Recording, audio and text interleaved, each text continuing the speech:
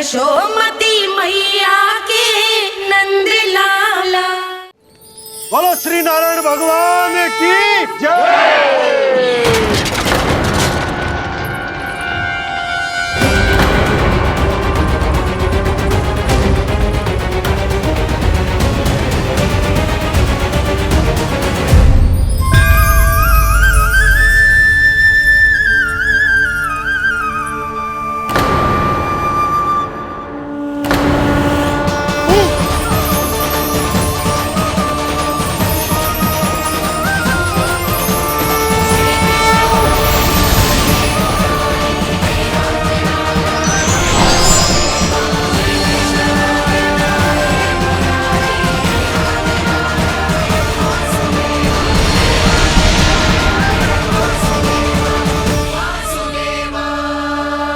प्रभु,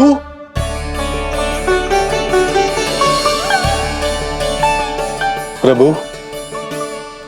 मैंने आपके अवतार को हानि पहुंचाने का प्रयास किया, फिर भी आपने मुझे दर्शन दिया। देने ही पड़े। तुम्हें मेरे चरणों का स्पर्श जो मिल गया। तुम्हें आश्चर्य हो रहा होगा, एक साधारण से स्पर्श से तुम्हें वो मिला जो बड़े से बड़े ऋषियों को भी कठिन से कठिन तपस्या के बाद भी नहीं मिलता। इसका उत्तर तुम्हारे अतीत में छुपा है। दैत्य हिरण्याक्ष के पुत्र के रूप में तुम्हारा जन्म हुआ था। शीघ्र ही तुम बहुत अधिक विशाल और असीम बलशाली हो गए थे, पर तुम अपनी शक्ति का प्रयोग अनुचित ढंग से करते थे।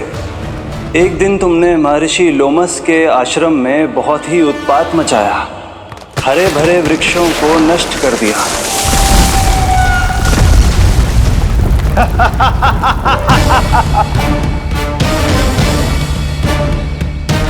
देख क्या रहे हो ऋषिवर? ये विशाल वृक्ष भी मेरे इस विराट तन के आगे कुछ भी नहीं है। जिसे स्वयं अर्जित तक नहीं किया, उस तन पर इतना अभिमान। तो सुन ले, जिनसे तेरा तन बना है उन्हीं पंच तत्वों में इसी क्षण ये विलीन हो जाएगा। ये मेरा श्राप है तुझे, ये मेरा श्राप है तुझे।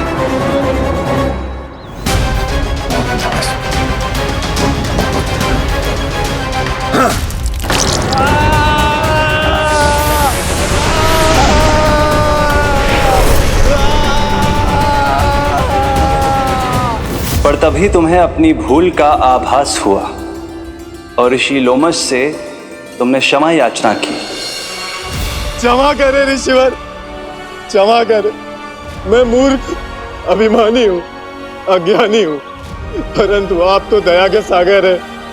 कृपा करे ऋषिवर, कृपा करे। बिना तन के मैं कैसे जीवित रह पाऊंगा? तुम जीवित भी रहोगे और अपने दैनिक कार्यों का संचालन भी कर पाओगे, किंतु सजीव प्राणियों या निर्जीव वस्तुओं की सहायता से। ऐसा जीवन तो मृत्यु के समान है ऋषिवर। इससे अच्छा है आप मुझे जीवन से मुक्ति दे दो। मुक्ति भी अवश्य मिलेगी तुम्हें, पर जब तुम परम प्रभु श्री हरि नारायण के चरणों का स्पर्श करोगे, चरणों का स्पर्श करोगे। और यही नहीं शक्तासुर, कल जब तुम मुझे खोज नहीं पा रहे थे, तब भी तुमने हार नहीं मानी। 7 प्रहर तक 7 बार मेरी और मेरे गोकुल की परिक्रमा की। इस क्रम में तुमने अनजाने में ही अपना पश्चाताप पूरा किया और पुण्य अर्जित कर लिया। इसलिए मैं तुम्हें मोक्ष प्रदान करता हूं। इसलिए मैं तुम्हें मोक्ष प्रदान करता हूं।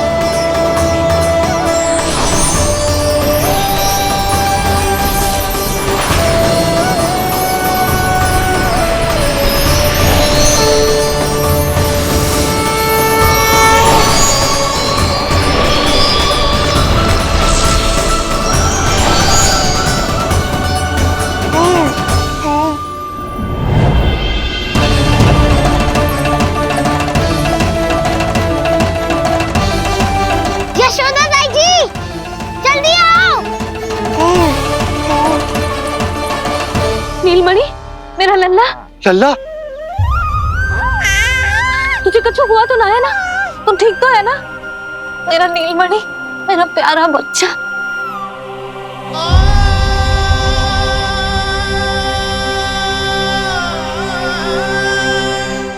भोला, बंसी, ये सब क्या है?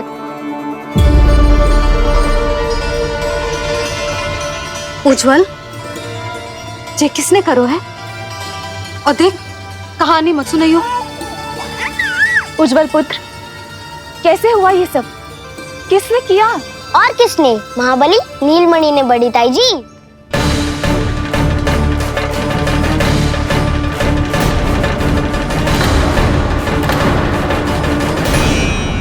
जी क्या बोल रहे हो? सच्ची सच्ची बता। लो, फिर फंस गया उज्जवल। मैं सच्ची कह रहा हूँ। अचानक तीव्र वेग से वायु चली।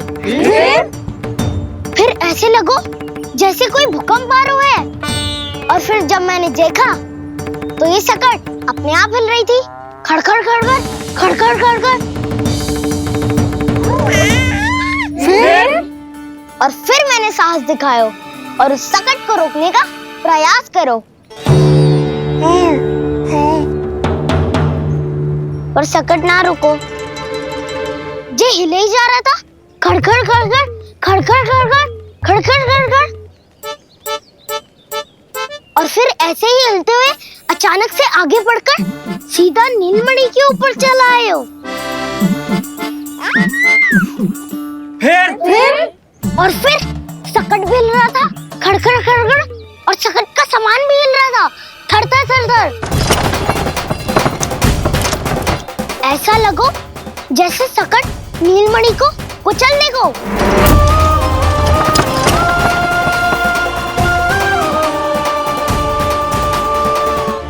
पर तभी जे जाग गए हो। इसने खींचकर अपने पांव का प्रहार करो और चीख गया सकट आकाश पे।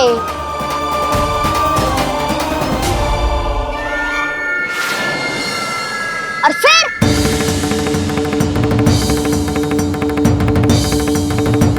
धड़ाम, सब भूमि पे गिरकर चकनाचूर।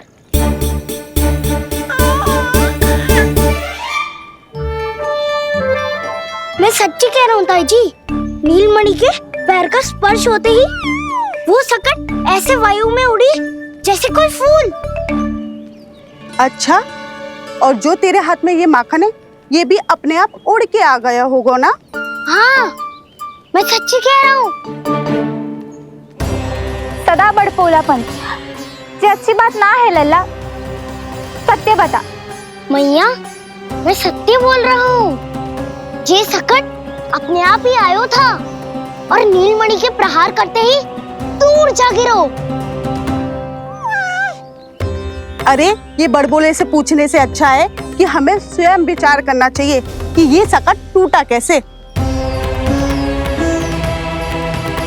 हाँ नंदराज, हाँ, हम भी आरती के लिए भीतर चले गए थे। हाँ। अरे, आप सब मेरा विश्वास क्यों ना कर रहे हो?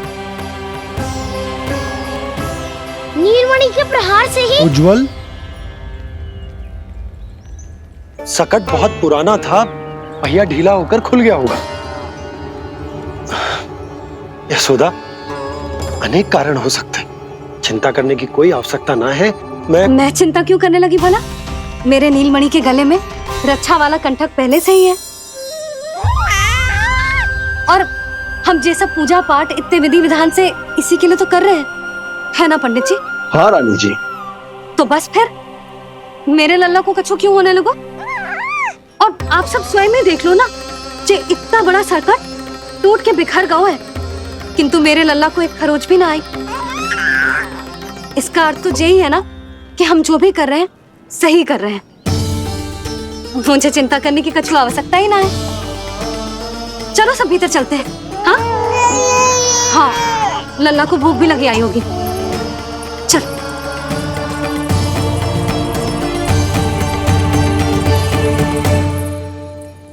नंदराज जी, अब हमें भी आज्ञा दीजिए। प्रणाम पंडित जी। ध्यान कहाँ था तुम दोनों का? और अधिक सावधान रहने की आवश्यकता थी ना? क्षमा कीजिए नंदराज।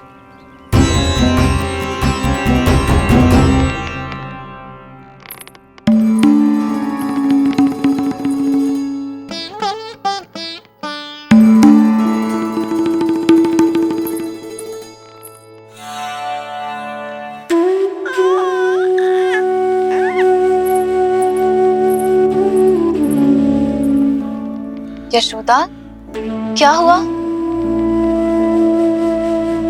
बोलो ना, क्या सोच रही हो? मुझे बहुत चिंता हो रही है जीजी। मेरे लल्ला के साथ कुछ ना कुछ दुर्घटना होती रहती है।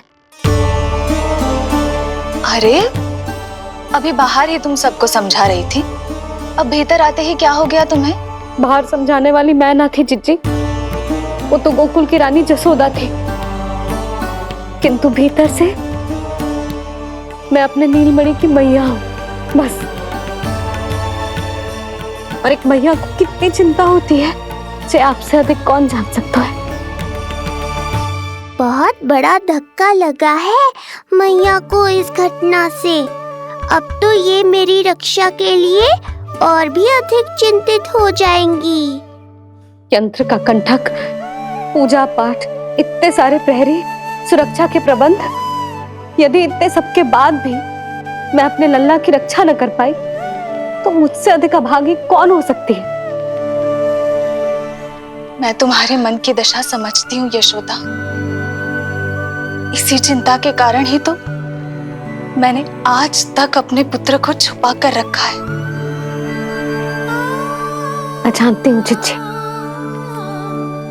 मैं समझती हूँ। मैंने तो नीलमणि के लिए इतने सारे संस्कार भी करो है, पूजा पाठ की है, किंतु मैंने तो आज तक अपने पुत्र का एक भी संस्कार नहीं किया है। आंसू पोंछ लीजिए बड़ी माँ, शीघ्र ही सब कुछ ठीक हो जाएगा। जब मैंने उसे जन्म दिया, उसके बाद से आज तक न उसे घर के बाहर लाई हूँ, न कोई संस्कार किया है। मैं तो उसका नामकरण भी नहीं करवा पाई हूँ यशोदा। उसके जन्म के समय स्वामी ने यह संदेश भिजवाया था कि उस कंस को हमारे पुत्र के बारे में तनिक भी भनक नहीं पड़नी चाहिए।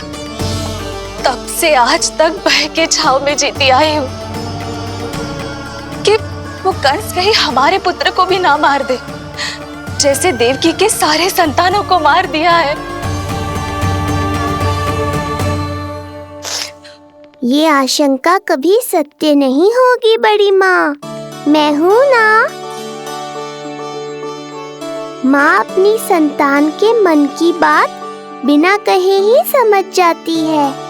आप भी समझ जाओ ना मैया।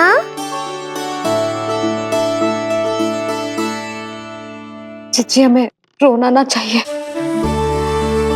हमें देख के लल्ला भी रो रहा है। मैया, आपकी सहायता की आवश्यकता है मुझे ऐसे क्यों लग रहा है जैसे लल्ला मुझसे कुछ कहना चाह रहा है। दाऊ को हम सबसे दूर कब तक रखेंगे बड़ी माँ? ये सोच रहा होगा कि अब तक आपने इसके दाऊ को छुपा के क्यों रखो है। मैं उनसे मिलना चाहता हूँ मैया। चिच्ची, कितना मन करता होगा ना इसका अपने दाऊ से मिलने का। और आपके लल्ला का भी तो मन करता होगा ना कि अपने छोटे भाई को मिले। कितनी बातें करते हैं हम दोनों की इनके सामने। हाँ यशोदा, मैं भी अपने पुत्र को नीलमणि के बारे में सब कुछ बताती हूँ। तो बस फिर हमें साथ साथ रखिए ना। मेरा आधा हिस्सा है वो, उनके बिना मैं अधूरा हूँ मैया। ये दोनों भाई एक दूसरे के बिना अधूरे हैं जीजी। हमें इन दोनों को साथ ही रखना चाहिए। आप ही सोचो, यदि नीलमणि की रक्षा होगी तो आपका लल्ला भी तो सुरक्षित रहेगा।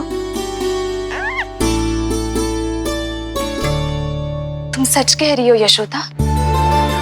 हमें इन दोनों को मिलाना चाहिए और साथ में ही रखना चाहिए, सुरक्षित।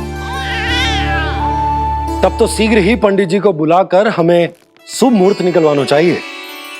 शुभ मुहूर्त? हाँ, शुभ मुहूर्त। दोनों भाइयों के मिलन के साथ साथ उनका नामकरण संस्कार भी करवा देते। अब अपने दाऊ से मिलूंगा मैं।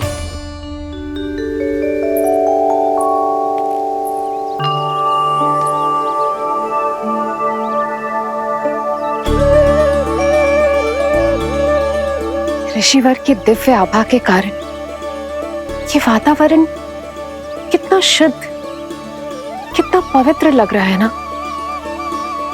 हाँ देवकी, इनका तेज ही ऐसा है कि इनके निकट केवल पवित्रता ही वास कर पाती है। किसी भी प्रकार की दुष्टता इनके पास जाने से पहले ही नष्ट हो जाती है।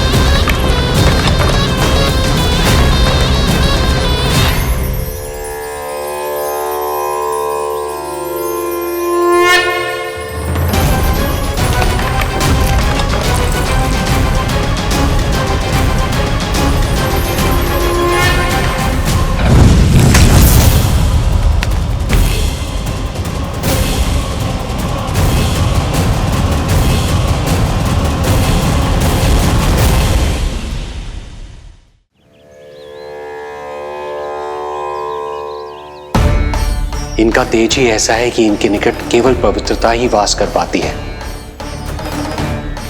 किसी भी प्रकार की दुष्टता इनके पास जाने से पहले ही नष्ट हो जाती है।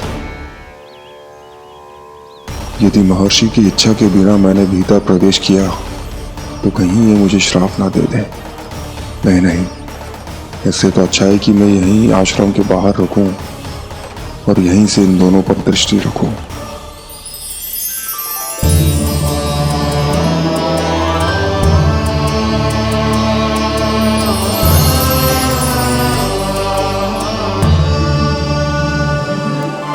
आपके आने का आभास हो गया था राजन।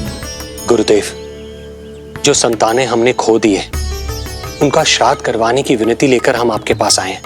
आपका आना व्यर्थ नहीं जाएगा राजन, परंतु मुझे आभास हो रहा है श्राद्ध कर्म इस भेंट का एकमात्र कारण नहीं है।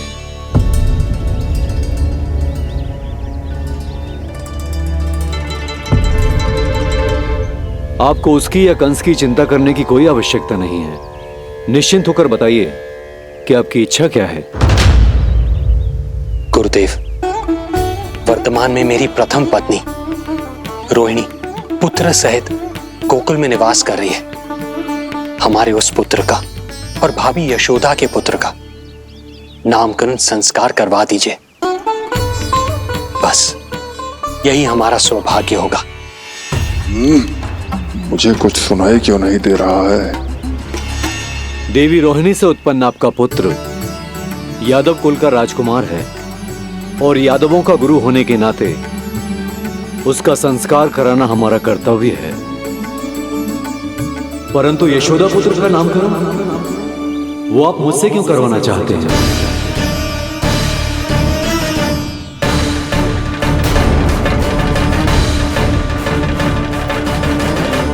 गुरुदेव, सत्य ये है कि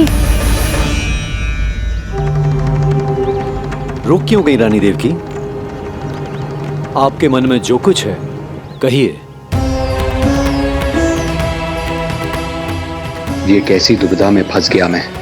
यदि मैंने गुरुदेव को यशोदा पुत्र का सत्य बताया तो कंस को भी पता चल जाएगा, और यदि नहीं बताया तो कहीं ऐसा ना हो कि ऋषिवर ही बुरा मान जाए। लगता है आप दोनों की दुविधा मेरे अनुमान से भी बहुत बड़ी है। अपनी या अपने पुत्र की कुंडली लाए हैं राजन? जी गुरुदेव, अपनी कुंडली है मेरे पास। देवकी,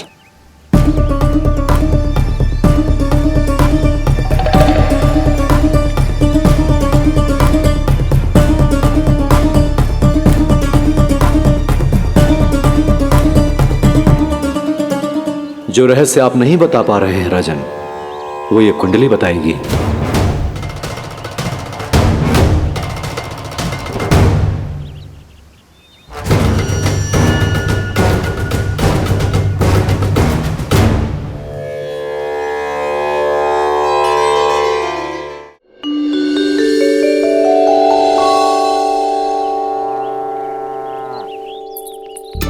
लल्ला बता कैसी है जगदा?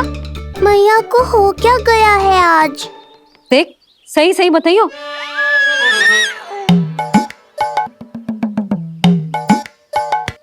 अच्छी है ना? पसंद आएगी ना उसे? हाँ या फिर जे मोर पंख वाला मुकुट दे दूं? पहली बार मिल रहा है तू, उपहार तो देना चाहिए ना। पर बड़े तो वो है ना मैया, उपहार तो वो देंगे मुझे।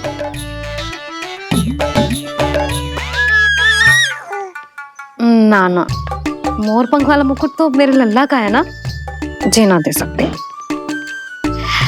तेरे जैसा कोई कंठक या चांदी वाला कड़ा दे दूं? हाँ? इस मिलन के लिए मुझसे अधिक उतावली तो मैया है।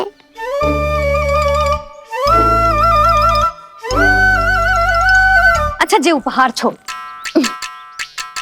तू तो जे बता कि तू उसे बुलाएगा क्या कह के? अन्य सभी के जैसे बड़े भैया या गांव वालों के जैसे दद्दा बुलाएगो, या फिर बड़े नगरों में जैसे बुलाते हैं ज्येष्ठ ज्येष्ठ भ्राता बुलाएगो, या फिर प्रेम से बुलाएगो दाऊ दाऊ बुलाएगो ना?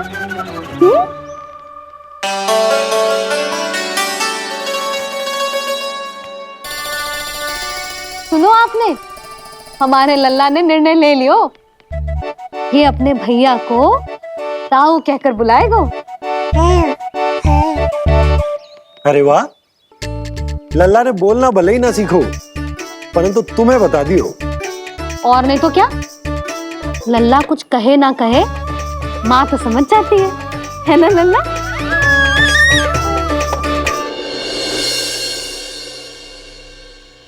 और इसने दाऊ वाली बात पे हाँ भी की है। हाँ हाँ हाँ तो सदानंद जी ने भी कर दी है। लो मैं तो भूल ही गई, क्या कही पंडित जी ने? बता तो ना यशोदा, बाहर से आया हूँ, हाथ पैर तो धो लूं। हाँ ले लो। अब बताओ कब का मुहूर्त निकालो है? तनिक हाथ मुंह पूछ लूं। अब बताओ क्या कही उन्होंने? यशोदा थक गए हूँ, तनिक सांस तो लेने दो। बाहर से आया हूँ, जल ना पूछोगी?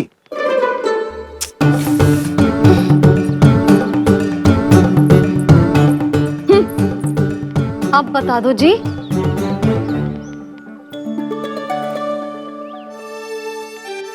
बाबा अब बता भी दो, नहीं तो खेल खेल में खेल हो जाएगा। हाँ बताओ।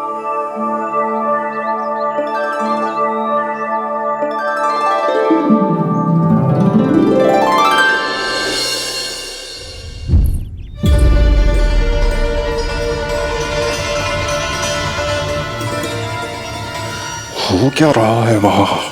ये क्या दिया है राजकुमारी ने?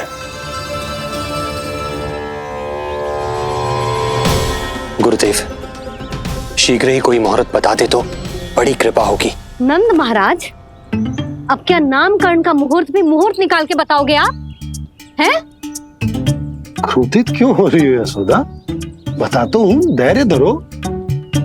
हाथ मुंह धो लिया, जल पी लिया, विश्राम कर लिया, अब कितनी प्रतीक्षा करवाओगे?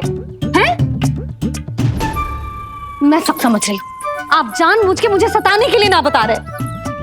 मैया कितनी भोली है बाबा, आप क्यों सता रहे हो उन्हें? बस बस बस, इतना भावुक होने की आवश्यकता ना है। बता तो, पंडित जी ने बताया है एक बहुत ही शुभ मुहूर्त आने वाले सप्ताह में ये है। और जानते हो जिस मुहूर्त किस दिन पड़ेगा? जिस दिन हमारा लल्ला पूरे 100 दिन का हो जाएगा। इससे अच्छा मुहूर्त तो हो ही नहीं सकता। धन्यवाद गुरुदेव।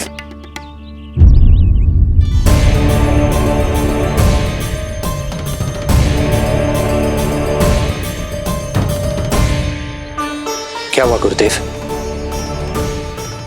कुछ समस्या है क्या? जो सत्य सारे संसार को पता है और जो संकेत ये कुंडली दे रही है, दोनों में विरोधाभास है राजन।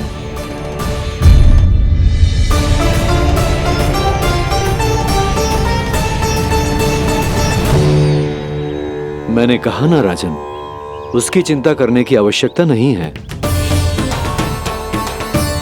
ये कुंडली मुझसे कह रही है कि आपके भाग्य में केवल पुत्र थे। आपके भाग्य में केवल पुत्र थे, तो पुत्री कैसे हुई? इस कुंडली के अनुसार आपकी दोनों पत्नियों के एक एक पुत्र जीवित हैं।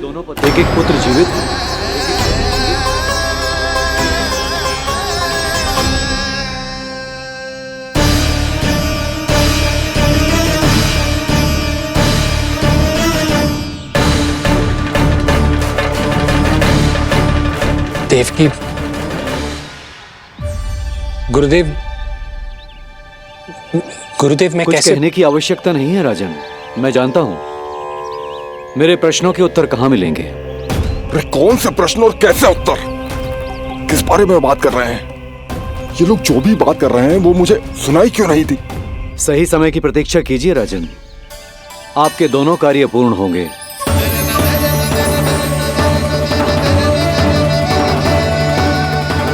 अब आप निश्चिंत होकर जाइए और प्रसन्नता मनाने की तैयारी कीजिए। आपका बहुत बहुत धन्यवाद गुरुदेव। प्रणाम।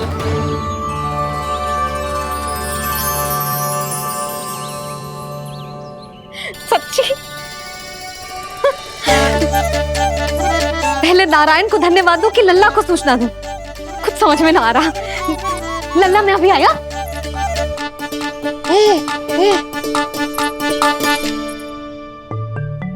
आपका बहुत बहुत धन्यवाद नारायण। अब शीघ्र ही मेरे लल्ला और उसके दाऊ को उनके नाम मिल जाएंगे, वो नाम जिससे वे पूरे संसार में पहचाने जाएंगे। अब लल्ला को बताती हूँ। लल्ला, तू जैसे ही 100 दिवस का हो जाएगा, तेरा और तेरे दाऊ का नामकरण हो जाएगा। हाँ। किंतु आपने तो बताओ ही ना, हम इन दोनों को मिलवा कब सकते हैं? क्या देख रहे हो, बताओ तो। यशोदा, पंडित जी ने कही कि दोनों भाइयों को मिलवाने के लिए कोई मुहूर्त की आवश्यकता ना है, तो हम चाहें तो इन्हें आज भी मिलवा सकते हैं। लल्ला सुनो तूने, तू आज ही अपने दाऊ से मिल सकता है। मैं अभी सारी तैयारियां करती हूँ। भव्य मिलन होगा गोकुल में, भव्य मिलन। कुंडली के अनुसार इन दोनों के 8 पुत्रों में से 2 जीवित बचे हैं। पहला तो रोहिणी पुत्र है, पर दूसरा कौन है? और वो कन्या कौन थी जिसे कंस ने मारा था? वासुदेव की कुंडली में अभी तक पुत्री योग बना ही नहीं है।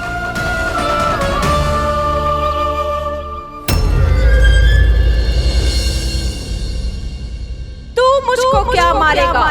अपनी आयु संभाल, काल तेरा अवतरित रूप है उसका उपाल।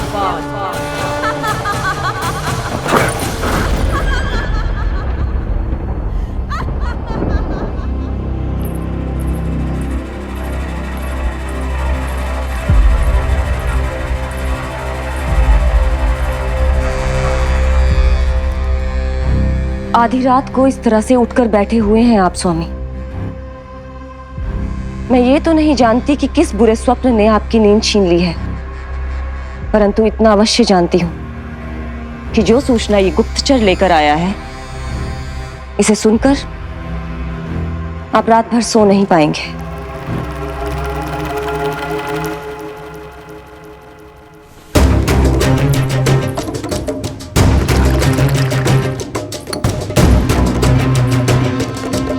क्या सूचना है? महाराज, उत्कच मारा गया। उत्कच मारा गया। उत्कच मारा गया।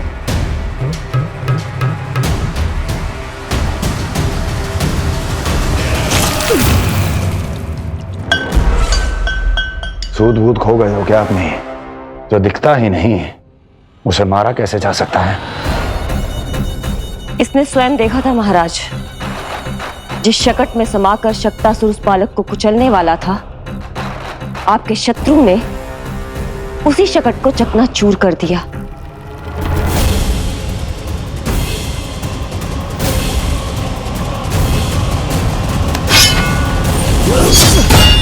महाराज क्षमा। लगता है आपके सैनिक और तलवार दोनों की धार कुंद पड़ गई है महाराज।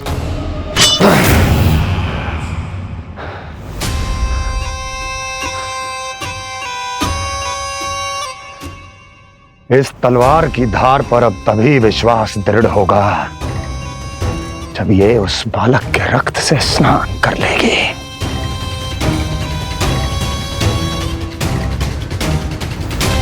और कैसे कैसे?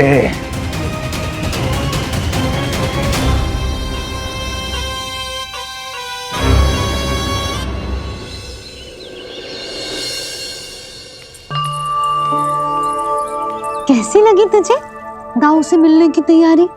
बहुत अच्छी है मैया, पर उससे भी अच्छी है वो प्रसन्नता जो इस मिलन के उत्साह में मुझे आपकी आंखों में दिख रही है।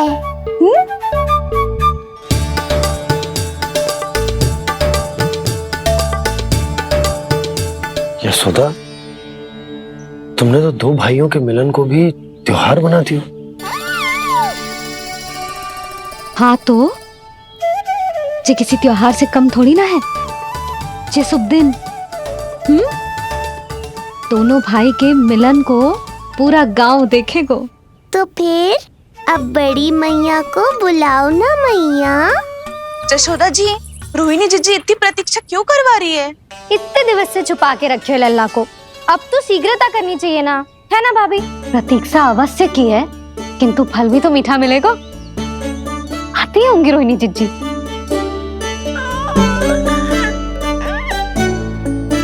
जीजी, कहीं उन्होंने अपना विचार तो ना बदल दियो?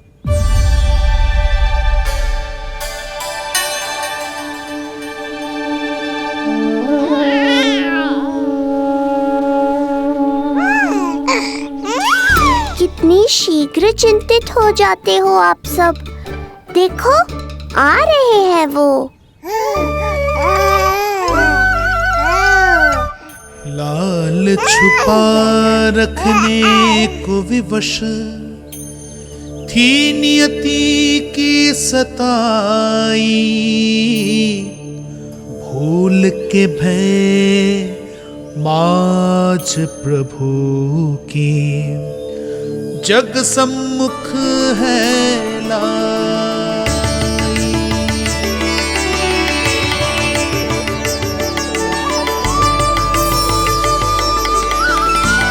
देखो तो कितनी मधुर मुस्कान है। और आंखें कैसी गंभीर और गहरी है। अरे अरे, ये तो हमारी नीलमणि की तरह सुंदर भी है। सही कह रही है तू, और कितना प्यारा भी है। और कितना बलशाली भी लग रहा है ये, है ना? तो देखो इसके। हाँ बिल्कुल लाल लाल टमाटर की तरह। देखो तो दाऊ आए नहीं कि ये सब की सब मुझे भूल ही गई। अरे हटो सामने से, मुझे भी तो देखने दो।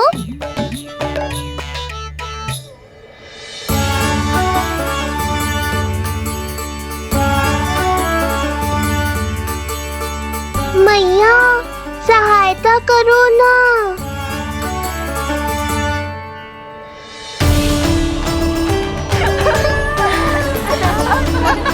चलो हटो सब, हटो हटो हटो, हटो सामने से। चलो दोनों भाइयों को एक दूसरे से मिलने तो दो।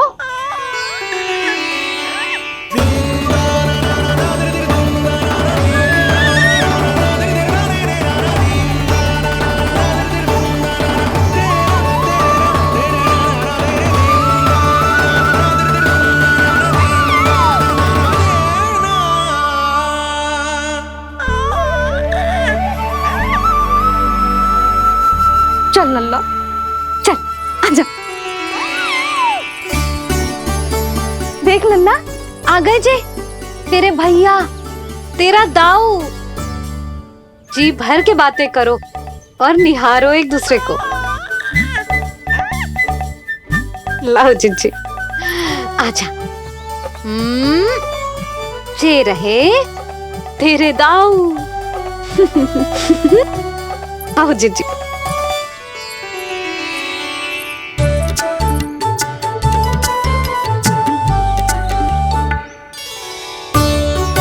स्वागत है दाऊ। कितनी प्रतीक्षा के बाद अब जाकर आपसे भेंट हुई है।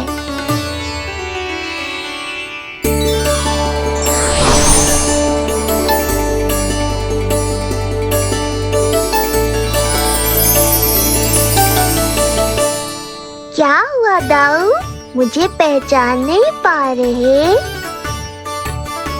कितनी देर लगाओगे दाऊ? अब तो पहचान लो, छोटा भाई हूँ आपका।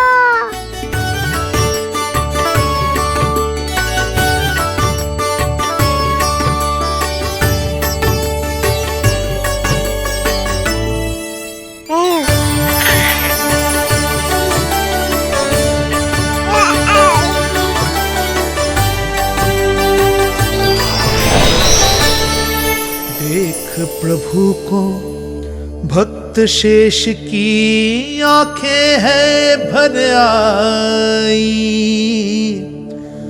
भावुक हरि भी निहारे की अब मिलन की बेल आई।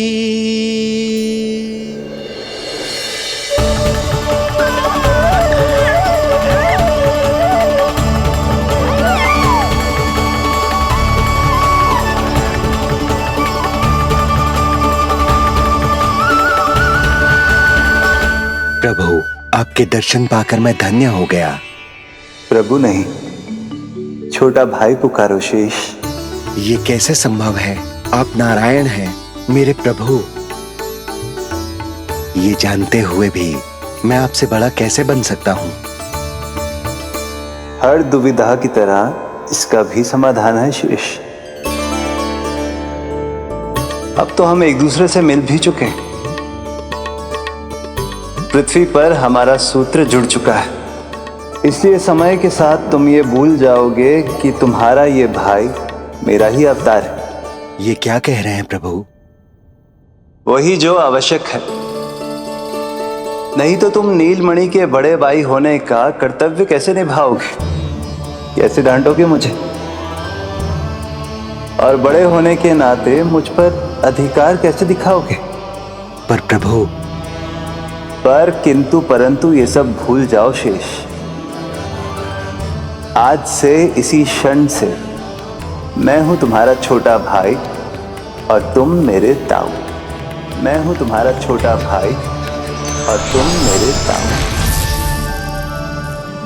नारायण नारायण दाऊ। दोनों इतने सुंदर लग रहे हैं, मेरी तो दृष्टि भी ना हट रही इससे।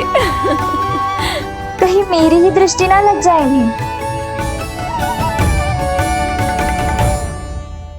ये तो प्रतिदिन की कथा है दाऊ। हे नारायण, मेरे कानों से तो अभी से रक्त निकलने लगा। आदत डाल लो दाऊ, अब तो सहना ही पड़ेगा।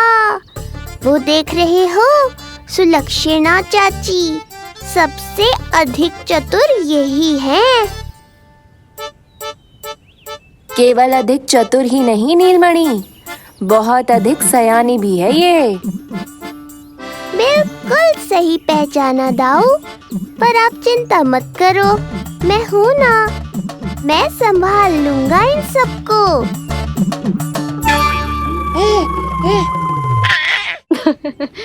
देखो तो जिज्जी, इन दोनों की दृष्टि एक दूसरे से ऐसी चिपक गई है कि अब हटने का नाम ही ना ले रही। ये सूचक है उस प्रेम के बंधन का, जिसमें ये दोनों भाई आज के बाद सदा के लिए बंध जाएंगे।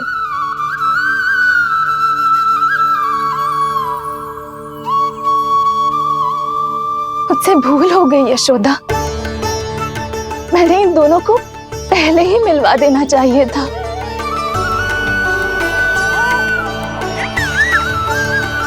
मैं कहती थी ना आपसे।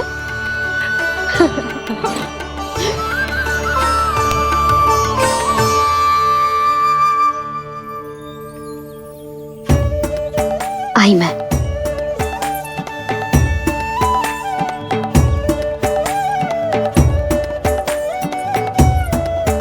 क्या सोच रहे हो ऐसे खड़े खड़े? देख रो, दोनों भाइयों का ये मिलन किसी त्योहार से कम थोड़ी ना। सही कहा था तुमने।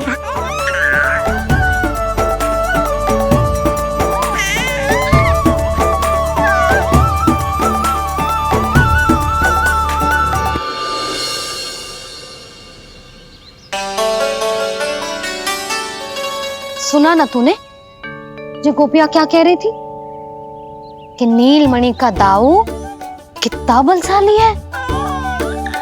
इसका तो यही अर्थ हुआ ना कि नीलमणि अपने दाऊ जितना बलशाली ना है। अब समझा मैया कि आज मुझसे इतना व्यायाम क्यों करवाया जा रहा है। पर मुझे पता है मेरा नीलमणि सबसे अधिक बलशाली है। हाँ। उज्जवल ने कही थी ना, नीलमणि ने यूं उड़ा दिया था काले कौवे को मथुरा की ओर। और उज्जवल ने तो ये भी कही थी कि नीलमणि ने अपने पांव से सकट पे प्रहार भी किया था। कैसे किया था प्रहार? ऐसे किया था। लग गई मैया को। कैसे किया था? फिर से बता कैसे किया था?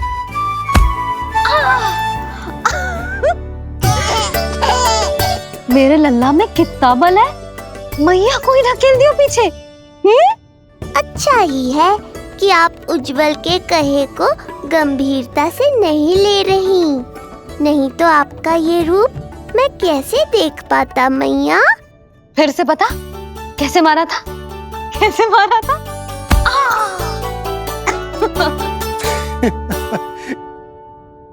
लल्ला तू बड़े के जैसे कब से हंसने लगो?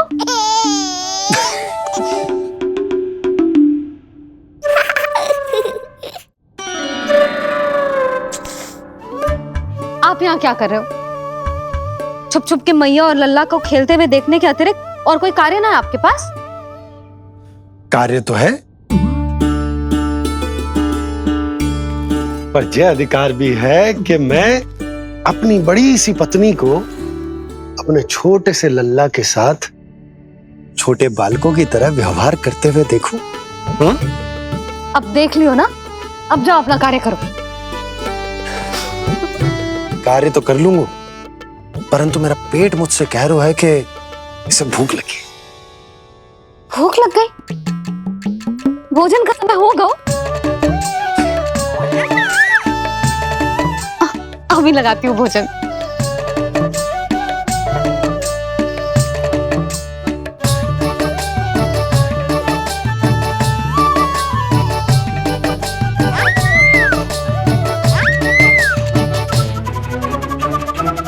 क्या हुआ लल्ला, इतना उतावला क्यों हो रहा है तू? तुझे भी भूख लगी आई है क्या? सच्ची में भूख लगी आई है कि मंद मंद मुस्कुरा के मैया को बांधना चाहता है? तनिक रुक जा, तेरे बाबा को भोजन परोस के यूं गई और यूं आई। मेरा अच्छा लल्ला। आई।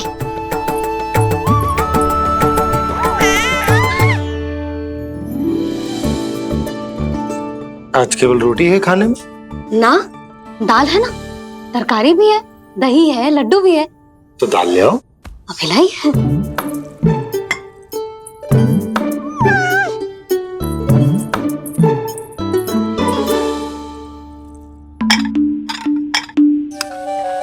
अवश्य भूख ही लगी होगी उसे। यशोदा, दही नहीं दाल। क्षमा करना, भूल हो गई।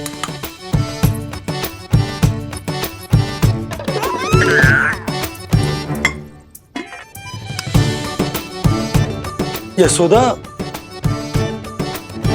दाल दाल।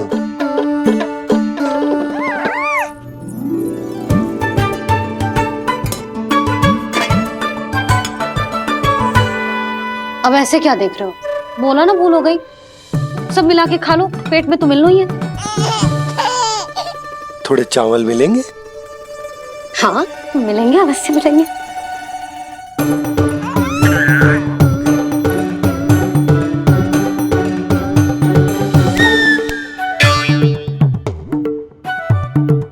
आलू नहीं, चावल।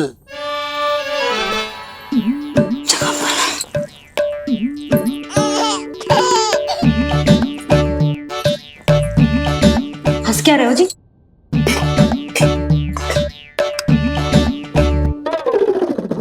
आज व्यायाम भी बहुत कस के करवाओ था मैंने, कहीं अधिक भूख तो ना लगी होगी। सच्ची है यशोदा, बिल्कुल ना बदले तुम। पहले रामू की चिंता में व्याकुल रहती थी और अब हम नीलमणि में तुम्हारा मन लगा रहते। हाँ तो लल्ला भूखा हो और मैया का मन व्याकुल भी ना हो, ऐसा हो सकता है भला? फिर तो दूध पिला दो ना उसको। जाऊं? शीघ्र जाओ। किंतु आप तो खा रहे हो ना पतिदेव। वही तो यशोदा, मैं खा रहा हूं, किंतु वो भूखो है। जाओ। ठीक है। यहाँ थी तो लल्ला की भूख के लिए चिंतित थी, अब वहां जाएगी तो पक्का मेरे भोजन के बारे में चिंता करेगी। कहीं आधी भूख में ना उठ जाए तेरे बाबा, उन्हें कुछ और चाहिए होगा तो? सही कहा था बाबा ने, वहाँ मेरी चिंता थी, यहाँ बाबा की चिंता है। सच्ची मैया, अनोखी हो आप। अरे इतने से पेट भर गया तेरा? ना, ये वाली मुस्कुराहट तो मत ही दिखा मुझे, इतनी शीघ्र तेरा पेट भर ही ना सकता। मैया जानती है अपने लल्ला की भूख।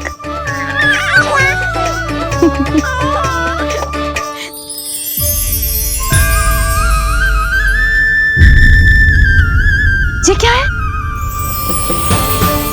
लल्ला? ये क्या था तेरे मुंह में? दिखा दिखा।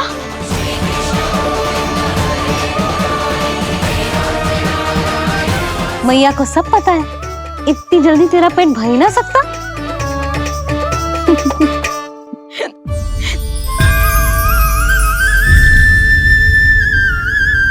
ये क्या है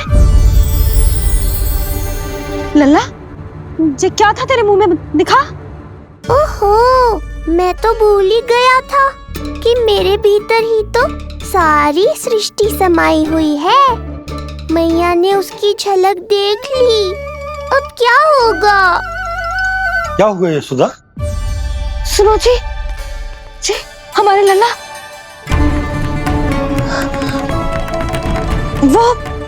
वो इसके मुंह में।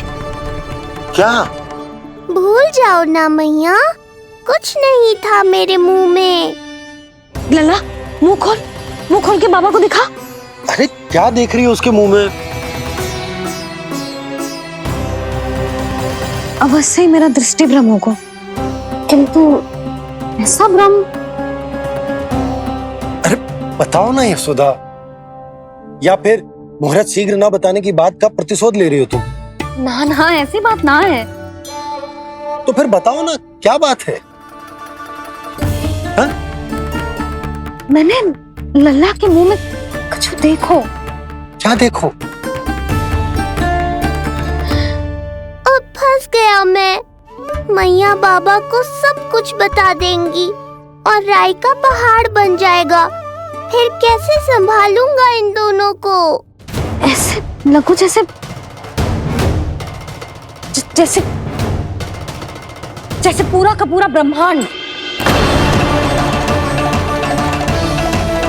ब्रह्मांड लल्ला के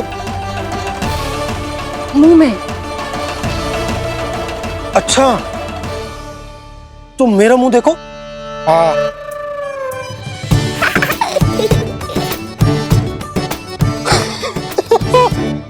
ब्रह्मा। यशोदा, मुझे पता था आप मेरा उपहास उड़ाओगे। अरे नहीं, तुम देखो तो सही।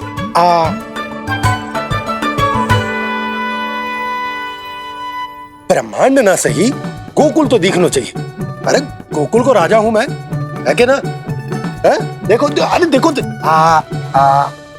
धन्यवाद बाबा, आपने इस बात को गंभीरता से नहीं लिया, इसलिए अब मैया भी नहीं लेंगी। आज तो बचा लिया आपने। आज के बाद ना आपको कुछ बताऊंगी ही ना। आप जाओ, नामकरण उत्सव की तैयारी करो। और हाँ, इस बार भी उत्सव छोटा ही करना है, जो तो मत ही बोलना आप। हाँ। अब इसे कैसे समझाऊं कि हम कोई भी उत्सव बड़ा ना कर सकते? व्यर्थ ही कंस की दृष्टि पड़ जाएगी हम पर।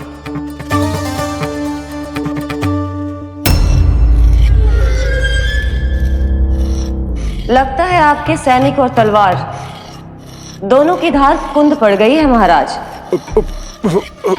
महाराज, मुझे भय था कि कहीं ऋषि गर्ग मुझे श्राप ना दे दे।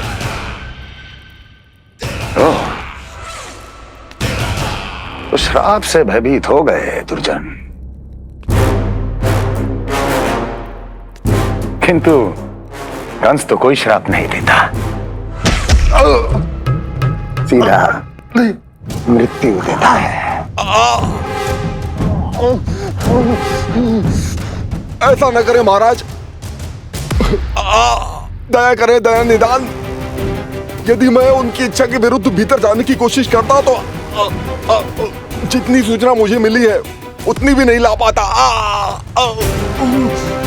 तब आपको कैसे पता चलता महाराज कि आपकी बहन और बहनोई मात्र अपनी मृत संतानों के श्राद्ध के लिए वहां नहीं गए थे?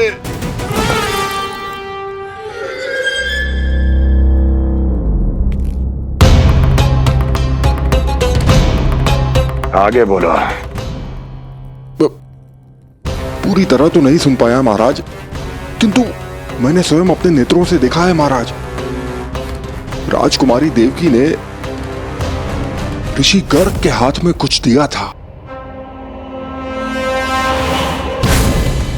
ये सत्य है महाराज, और ऋषि गर्ग ने उन दोनों को वचन भी दिया था।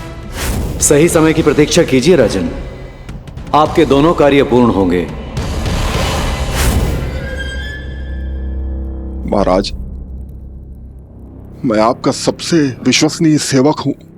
आपके हर आदेश का पालन करना मेरा अधिकार है, और मैंने अपने अधिकारों का पालन किया भी है महाराज। किंतु फिर भी यदि मेरी ओर से कोई भूल हुई हो, मुझे क्षमा करे दया निदान, मुझे क्षमा करे।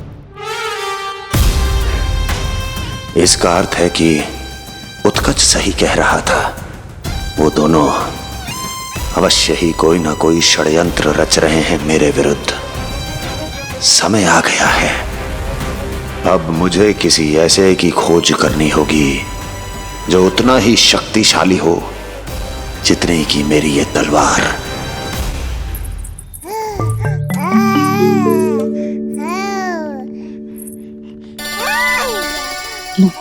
अभी से पुकारने लगो जी, अभी तो आई हो रसोई में।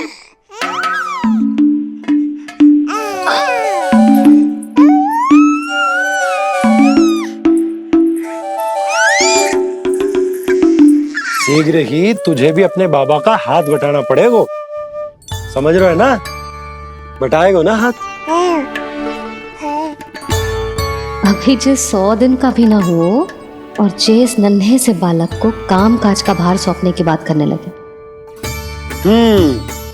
काम का नाम सुनते ही मुख से स्वर ना निकल रहे तेरे। अभी तो बड़ा ऊ कर रहा था। बता, हाथ बटाएगो के ना? अरे बता ना।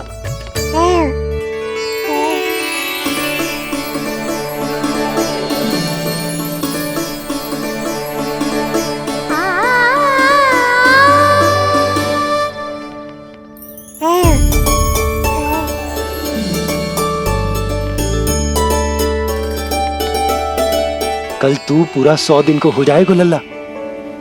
पंडित जी आएंगे, तुझे नया नाम मिलेगा। देखो तो मन में तो इनके भी कितना उत्साह भरो है, बस दृष्टि में मैं ही आती हूँ। और कल तुझे वो नाम मिलेगा लल्ला जिससे पूरा संसार तुझे पहचानेगा।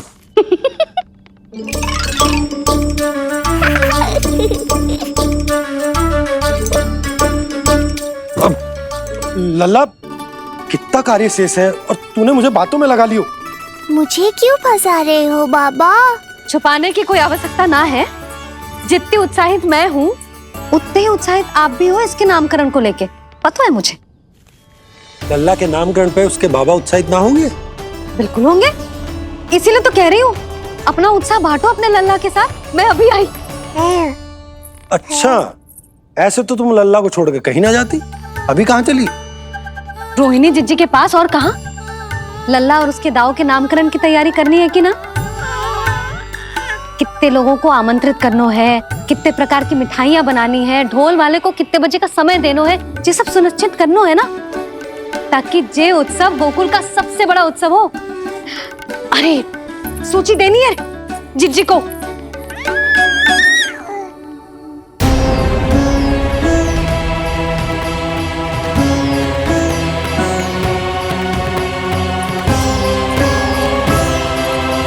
सबकी कोई आवश्यकता ना है। आवश्यकता ना है मतलब? कहना क्या चाहते हो आप? मैं ये कहना चाहता हूं कि यशोदा, सत्य तो ये है कि हमें दुख में ना अत्यधिक दुखी होना चाहिए और ना सुख में अत्यधिक उत्साहित। प्रसन्नता कितनी भी क्यों ना, हमें उत्सव संयम से ही मनाना चाहिए। इतने वर्ष संयम ही तो रखा था ना नंद जी। ये समय संयम का ना आनंद से बावले हो जाने का है। यशोदा, हम आयोजन छोटा ही करेंगे। मैं कुछ सोच समझ कर ही तो कह रहा हूँ। पर क्यों? मुझे भी तो समझाओ। हर बात समझाने की ना होती यशोदा। अच्छा, पति पत्नी में भेद हो तो है? ठीक, मैं कोई भेद ना रखूं। जो भी अब तक मैंने तुम्हें ना बताया है वो सब बताऊं। ओहो, क्या कर रहे हो बाबा? कंस के बारे में कुछ बता मत देना मैया को। वो मंगला है ना, उसने आज शाम को ही बछड़ा दियो और भाद्रपद का मास लगभग बीतने को ही है, तो धीरे धीरे शरद ऋतु आ जाएगी, दूध की हानि भी कम हो जाएगी। हा? और वो सरजू है ना, उसको बैद जी ने पूरे पखवाड़े का विश्राम के लिए कहा है। क्यों? क्योंकि वो ठाट से गिर गए थे और गिरते समय उसे भीतरी चोट लग गई थी। अरे बस बस बस, ये सब मुझे क्यों बता रहे हो? इसका नामकरण से क्या संबंध? तुम्ही ने तो कही ना कि पति पत्नी के बीच में कोई भेद ना होता, तो मुझे जो भी बात पता है मैं तुम्हें बताऊंगा। कितनी समझदारी से बात बदल देते हो आप, और भोली भाली मैं आपकी बातों में आ जाती हूँ और इस सब में असली बात तो रह ही जाती है। किंतु आज बात मेरे लल्ला की है। उत्सव तो विशाल ही होगा और इस बारे में कछु और ना सुनूंगी मैं। आप लल्ला का ध्यान रखो, मैं जा रही हूँ रोहिणी जीजी के पास। यशोदा,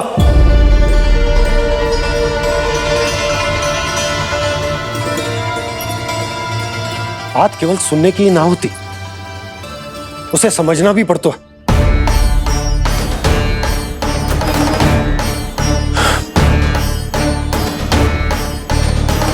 विश्वास है ना मुझ पर? मैं कुछ सोच समझ कर ही कर रहा हूँ ना। उत्सव तो छोटा ही होगा।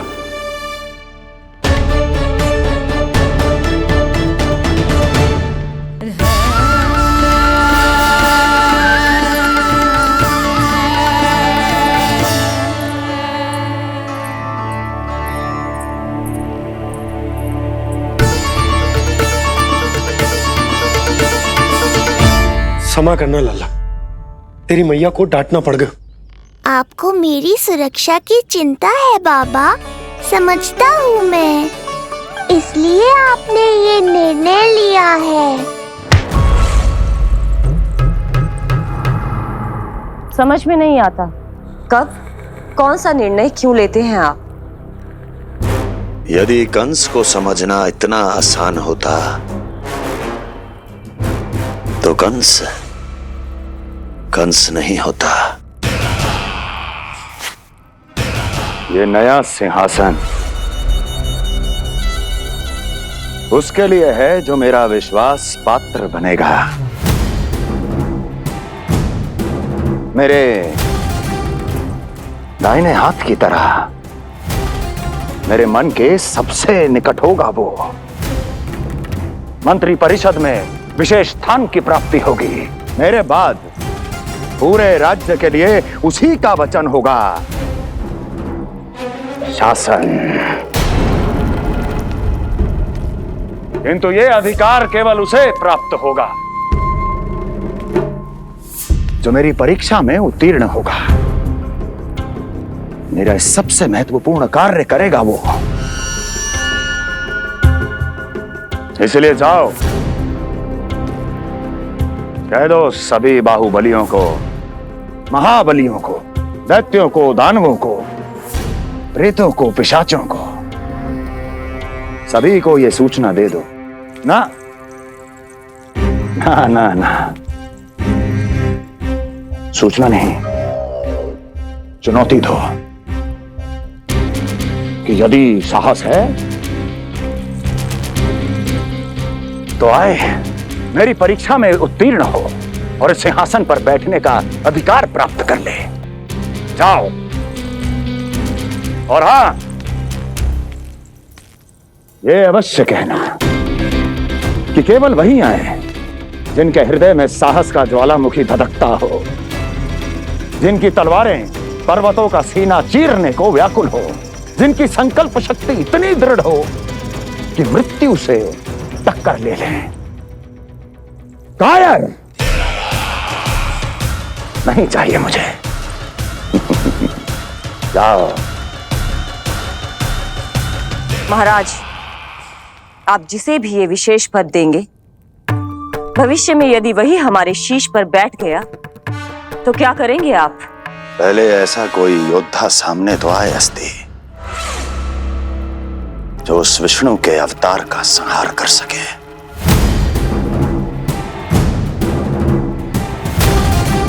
और जहां तक प्रश्न है हमारे शीश पर बैठने का, तो स्मरण रखो अस्ति,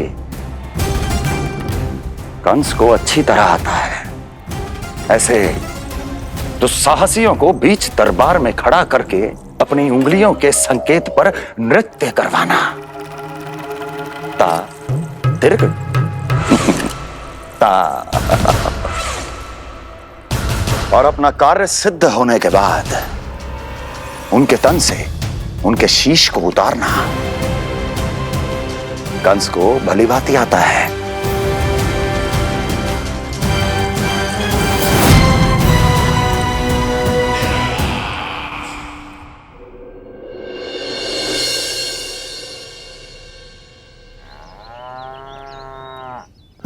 पूरे 100 दिन का होगा हुआ तो लल्ला, कम से कम 100 व्यक्ति तो आने चाहिए थे ना तेरे और तेरे दाऊ के नामकरण में। हाँ, अब तुम मुस्कुरा क्या रहो है? तू ही बता, जे भवन देख के लग रहा है कि यहाँ कोई उत्सव है? बिना अतिथियों के कैसा उत्सव और कैसा आनंद, तू ही बता। और मैं करूं भी तो क्या? पता है लल्ला, मुझे तो लग रहा है तेरे बाबा ना कंजूस होगा है। नहीं तो भला और क्या समस्या हो सकती है उन्हें बड़े आयोजन से? अरे गोकुल के राजा का लल्ला है तू, राजकुमार। यदि तेरा आयोजन बड़ा ना होगो तो भला किसका होगो?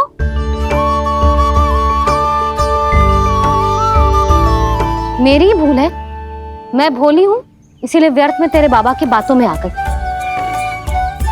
मैं भोली हूं ना, व्यर्थ में उनका कहा मान गई। किंतु अब ना मैं कोई मांग रखूंगी, ना मैं उनसे बात करूंगी। और कहे देती हूँ लल्ला, सावधान जो इस बार तू बीच में आया तो। हाँ नहीं तो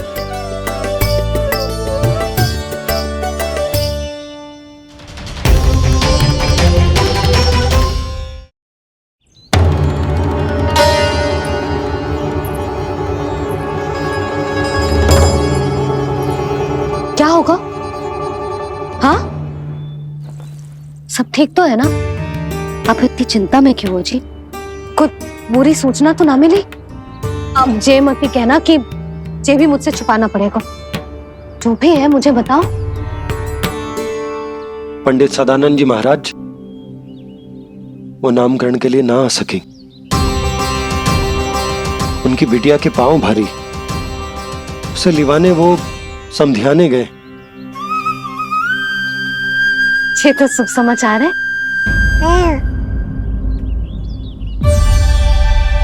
किंतु मेरे लल्ला का नामकरण अब वो सही मुहूर्त पे कैसे होगा? वही तो समझ ना आ रहा। ऐसे मन छोटा करने की आवश्यकता नहीं है मैया बाबा। आप दोनों तो स्वागत की तैयारी करो, आ रहे हैं वो।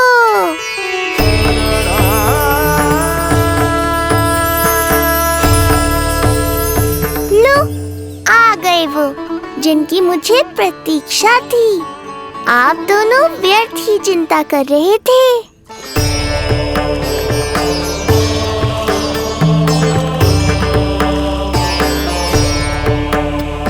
अब कौन करेगा मेरे लल्ला का नामकरण? ऋषि गर्ग, नंदराज, रानी भाभी, महान ऋषि गर्ग हमारे गांव में पधारे हैं।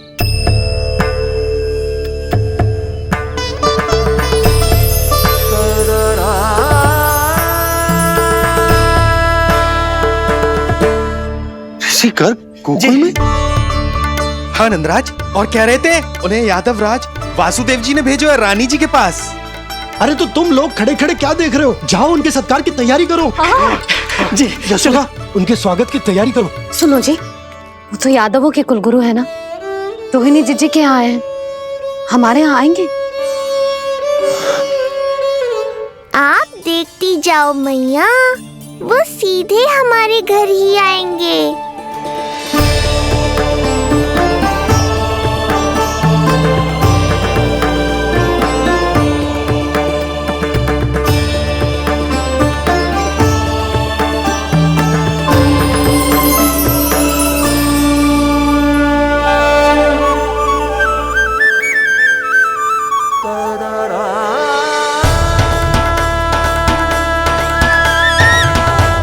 ये क्या हो रहा है मुझे?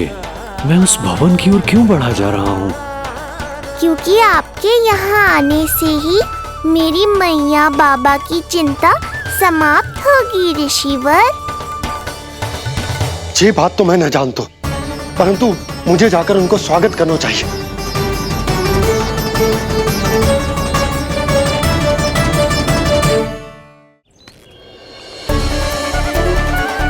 गुरुदेव, कल्याण हो। भगवान श्री नारायण के महान भक्त आज हमारे गांव में पधारे। हमारा जीवन सफल है गया आज। वो भवन आपका है नंदराज?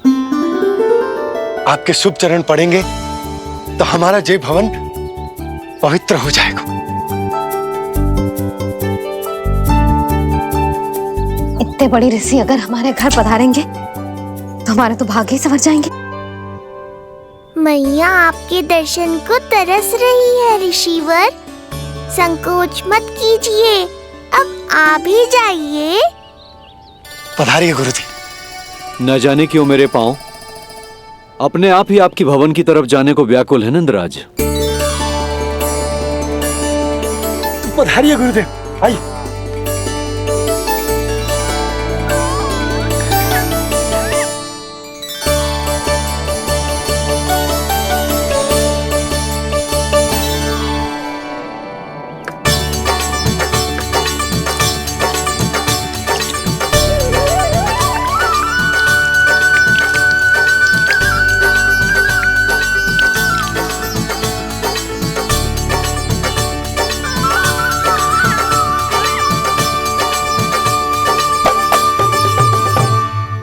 कल्याण हो।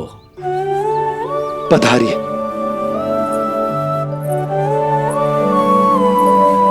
आया तो था मैं रानी रोहिणी के भवन में, पर पता नहीं कैसे यहाँ खींचा चला आया। विराजिए गुरुदेव।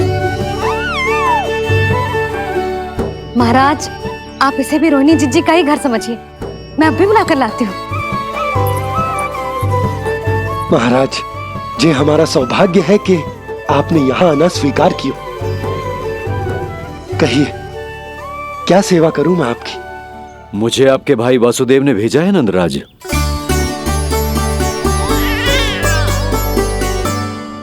प्रणाम गुरुदेव।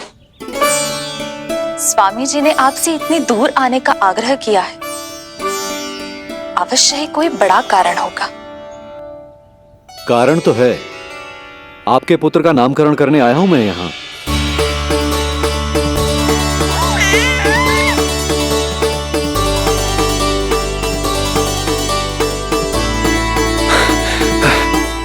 ऋषिवर, तब तो आप अत्यंत ही शुभ दिन पधारे। आज का ही मुहूर्त निकलो है भाभी के लल्ला और हमारे लल्ला के नामकरण के लिए। हम तो पंडित जी गांव से बाहर हैं, इसीलिए आप। अब तो आप यहाँ आ गए हो, आप हमारे भी लल्ला का नामकरण कर दो ना। पुत्री, ये क्या कह रही हो तुम? विनती कर रही हूँ, और मेरी जे आग्रह अस्वीकार मत ही करो। आप दोनों भाइयों का नामकरण एक साथ हो जाएगा।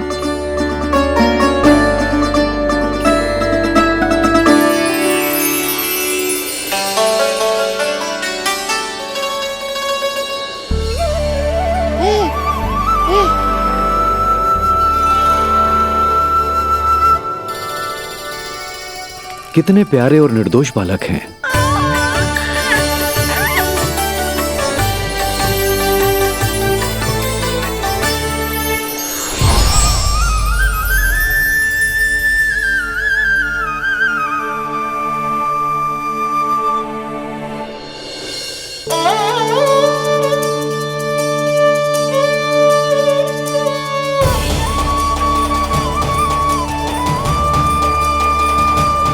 इन दोनों को देखकर गुरुदेव की आंखों में आंसू क्यों आ गए?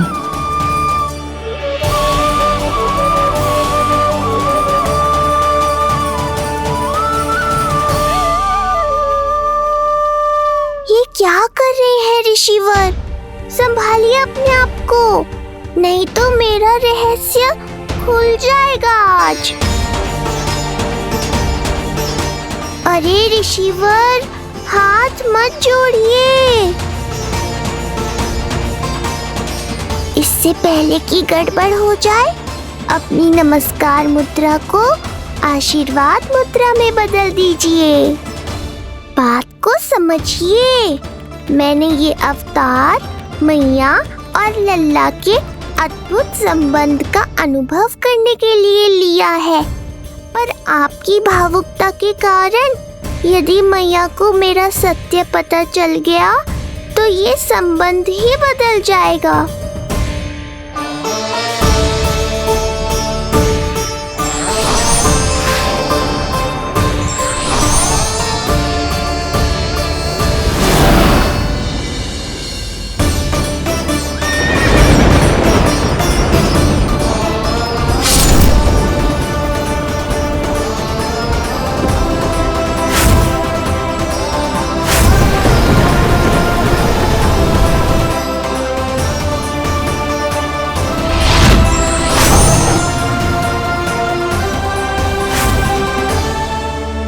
अब आप सब कुछ जान चुके हैं ऋषिवर, इसलिए अब मेरे सामने हाथ जोड़कर मेरे सत्य को उजागर मत कीजिए।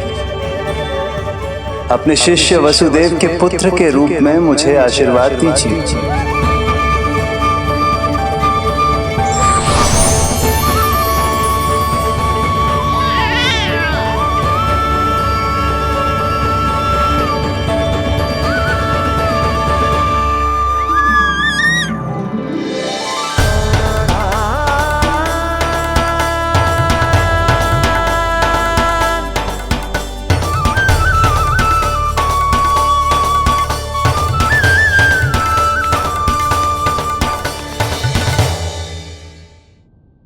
ऋषिवर, आप मौन क्यों हैं?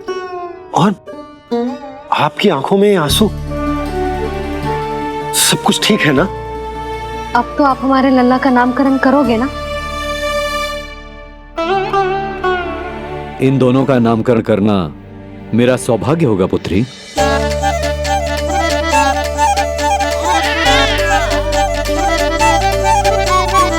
परंतु ये गोपनीय रूप से करना होगा।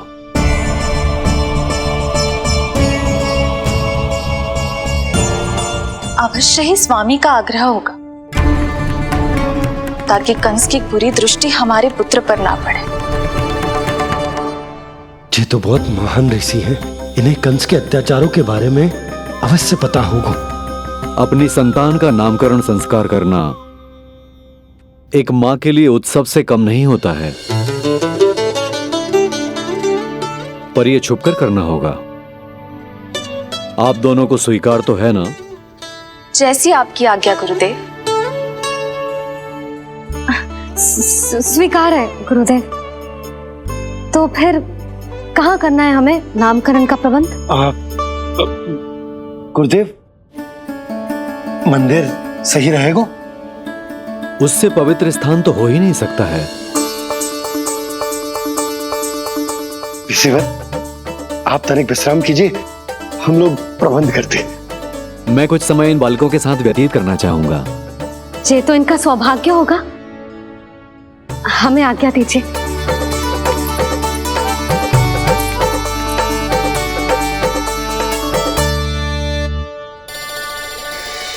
प्रभु, स्वयं भगवान होकर भी आपको बंदी गृह में जन्म लेना पड़ा। अब अपनी मां को छोड़कर दूसरी मां के यहां पलना पड़ रहा है। जब से गोकुल आए हैं, छुप छुप कर रहना पड़ रहा है। इतनी नन्ही सी अवस्था में दुष्ट कंस के कितने ही आक्रमणों का सामना कर चुके हैं आप। और जिस उत्सव में सभी सप्तऋषियों और सभी देवी देवताओं को साक्षी बनकर आना चाहिए, उस नामकरण उत्सव को यहां एकांत में करना पड़ रहा है। क्यों प्रभु, इतने कष्टों को सहकर ये अवतार क्यों लिया है आपने? दुष्टों का नाश करने के लिए, धर्म की स्थापना करने के लिए, और सबसे अधिक मैया की ममता का अनुभव करने के लिए। पर इसके लिए इतने कष्ट? मानव जीवन लिया है तो कष्ट तो उठाने ही पड़ेंगे ऋषिवर। मानव जीवन की आंच जला रही है, फिर भी आप मुस्कुरा रहे हैं प्रभु। ये कैसा अनोखा अवतार है। आंच में जलकर भी यदि मैं नहीं मुस्कुराऊंगा तो अपने भक्तों को क्या शिक्षा दूंगा मैं? आज एक कंस का प्रकोप है, भविष्य में सहस्रों कंस होंगे और आने वाले युगों में होंगे अनगिनत कंस। उस समय मेरे भक्तों को पता होना चाहिए कि अपने कष्टों को कैसे सहना है और धर्म के पथ पर अडिग कैसे रहना है।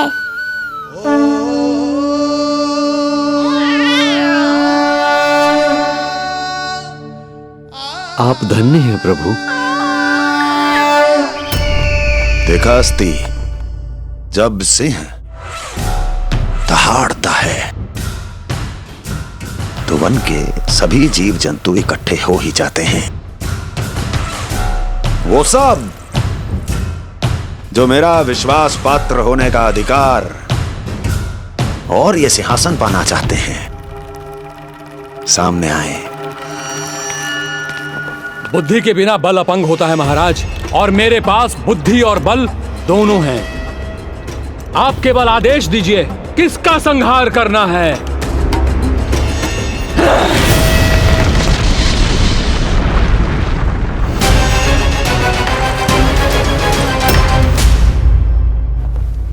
सारी तैयारी हो गई। बोलो। आप गुरुदेव को बुला लो, मैं रोहिणी जीजी और बालकों को ले आती हूँ। यशोदा, तुम रुष्ट तो ना होना मुझसे? मैं भला रुष्ट क्यों होने लगी? नहीं, तुम जो उत्सव बड़े धूमधाम से करना चाहती थी और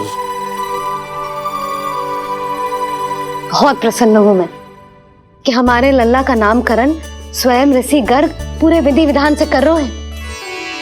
मैं समझ गई, उत्सव बड़ा हो या ना हो, प्रसन्नता बड़ी होनी चाहिए। अरे मैं तो इतनी उत्साहित हूँ कि दोनों भाइयों का नामकरण आज के शुभ मुहूर्त पे हो रहा है। तो इससे पहले जो बीत जाए, जाओ। आप भी बुला लो।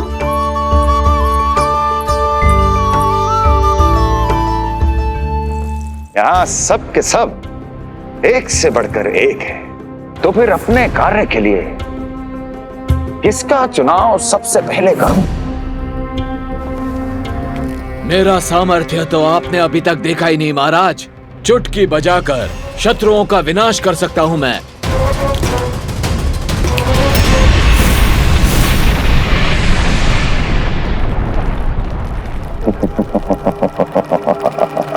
वाह! किंतु आपने तो बताया ही नहीं कि करना क्या है। वध करना है, एक नवजात बालक का वध। उसे साधारण बालक मत समझना। गोकुल में नंद के घर पल रहा वो बालक विष्णु का अवतार है।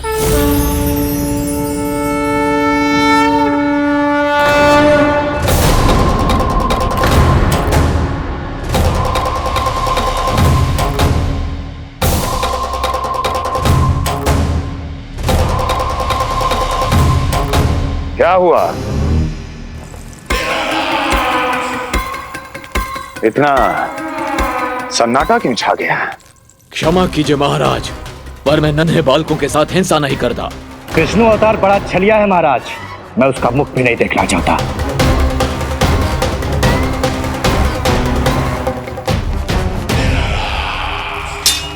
जाने दो इन्हें। वैसे भी इस सिंहासन के लिए मुझे कायरों की कोई आवश्यकता नहीं। जाने दो।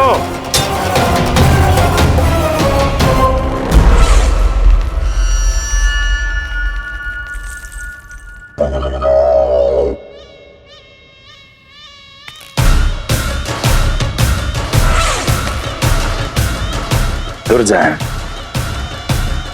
क्या कहा था मैंने कहा था केवल वही आए जिनके हृदय में साहस का ज्वालामुखी धधकता हो, जिनकी तलवारें पर्वतों का सीना चीरने के लिए व्याकुल हो, जिनकी संकल्प शक्ति इतनी दृढ़ हो कि वो मृत्यु से टक्कर ले जाए। वही होगा इस सिंहासन का असली अधिकारी। महाराज,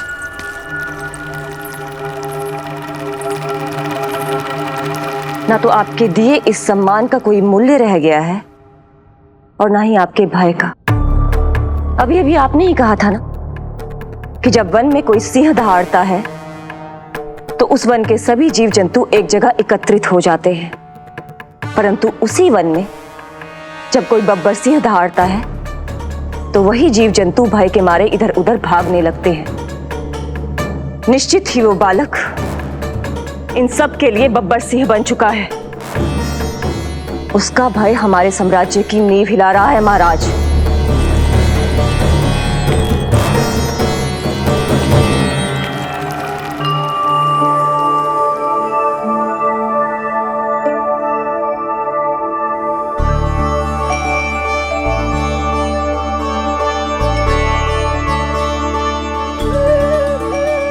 हे नारायण, मेरा मार्गदर्शन कीजिए।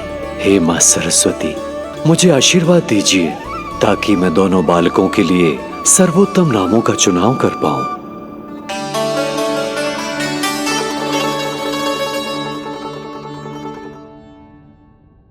आपके पुत्र को बड़े भाई के कर्तव्य का निर्वाह करना है और इस दायित्व को प्रभु श्री राम से अच्छा किसने निभाया है? जैसा अटूट संबंध उनका अपने भाइयों के साथ था, मैं श्री नारायण से प्रार्थना करता हूं कि वैसा ही प्रेमपूर्ण संबंध इसका भी अपने छोटे भाई के साथ हो।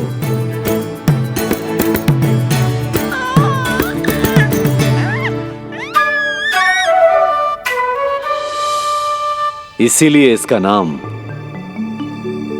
राम हो। इसीलिए इसका नाम राम, इसीलिए इसका नाम राम।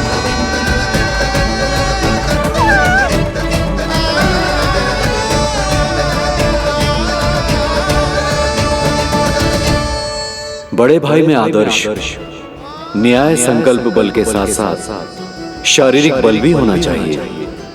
मैं देख पा रहा हूं ये बालक इन सब बलों के लिए जाना जाएगा।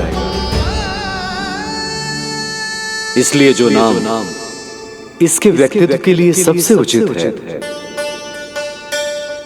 वो है बलराम। बलराम, बलराम।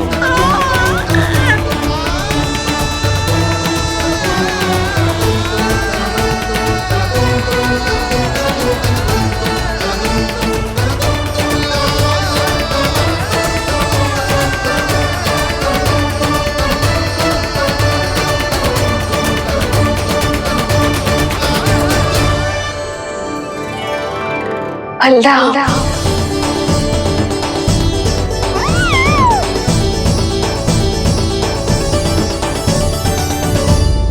तो फिर उसका नाम बल राम रखना। कैसा अद्भुत संयोग है रिसीवर। जब इसके जन्म की सूचना देने मैं वसुदेव भैया के पास मथुरा गया था तब उन्होंने भी यही नाम रखा था, बलराम। ये संयोग नहीं, नारायण की इच्छा है नंदराज। बलराम से अधिक उपयुक्त नाम इस बलराम के लिए कुछ और हो ही नहीं सकता है। पर मैं तो दाऊ कहकर ही बुलाऊंगा इन्हें, बलदाऊ।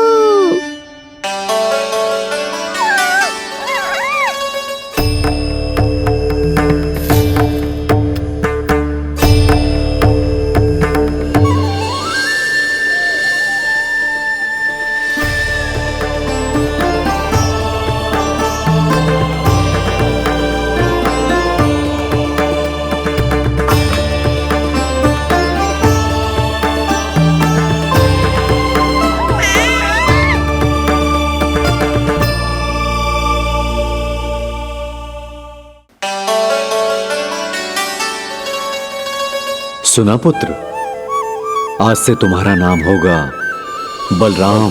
बलराम, बलराम।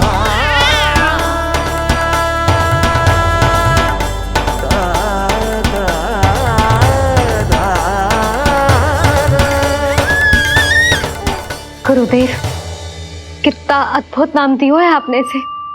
अब मेरे लल्ला को भी ऐसा ही कोई उत्तम सा नाम दे दो।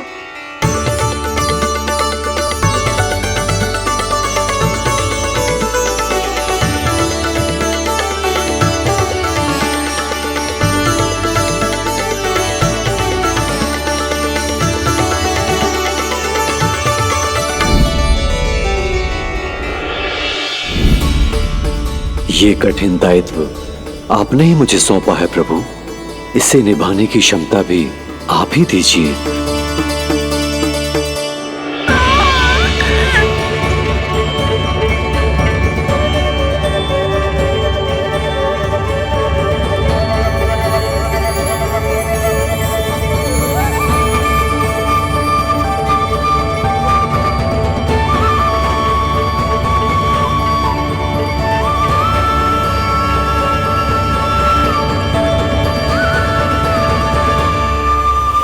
कृष्ण कृष्ण कृष्ण कृष्ण कृष्ण कृष्ण कृष्ण कृष्ण कृष्ण।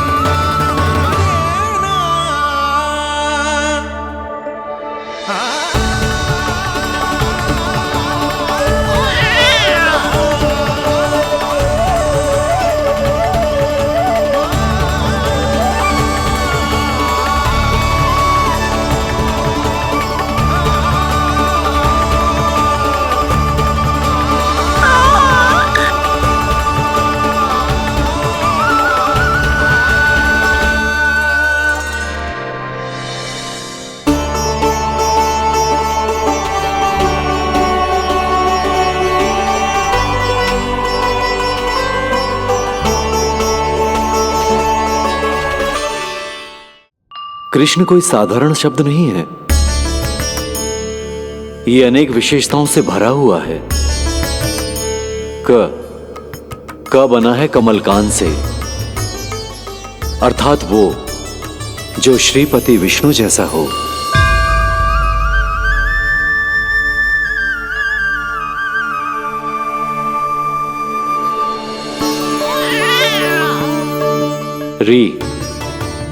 री की उत्पत्ति हुई है श्री राम से, अर्थात वो जो सबके हृदय में बस जाए। श ऐश्वर्य के स्वामी विष्णु के लिए, अर्थात वो जो समृद्धि लेकर आए।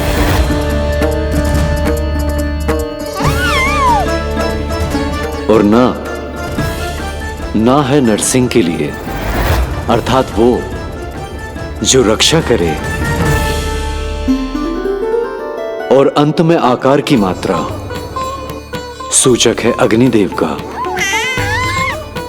अर्थात वो जो स्वयं तप कर सबको पवित्र कर दे।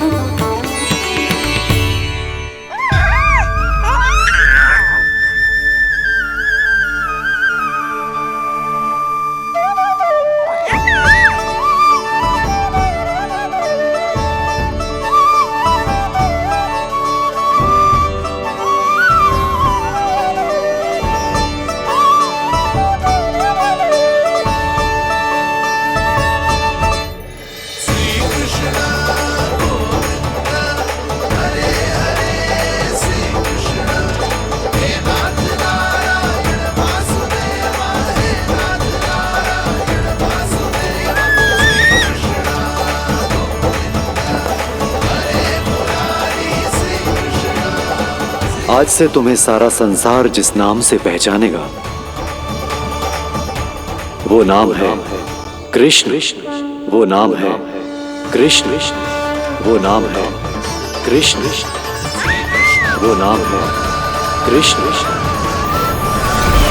कृष्ण कृष्ण कृष्ण कृष्ण कृष्ण कृष्ण कृष्ण कृष्ण कृष्ण कृष्ण कृष्ण कृष्ण कृष्ण।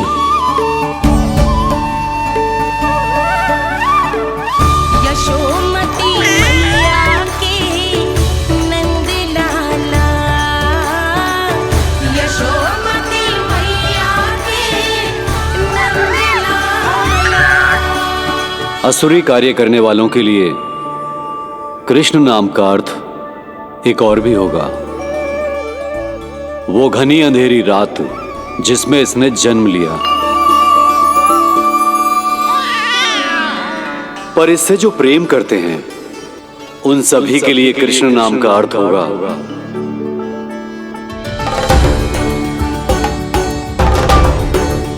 अतुलनीय सुंदरता और अथाह प्रेम।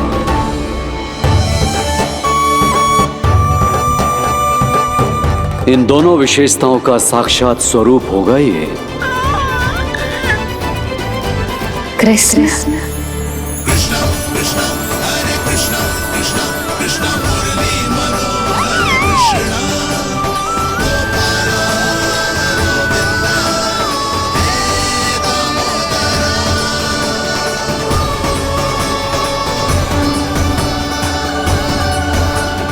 कान्हा के नटखट लीला और मजेदार कारनामे देखने के लिए चैनल को सब्सक्राइब करें और बेल आइकॉन दबाना ना भूलें।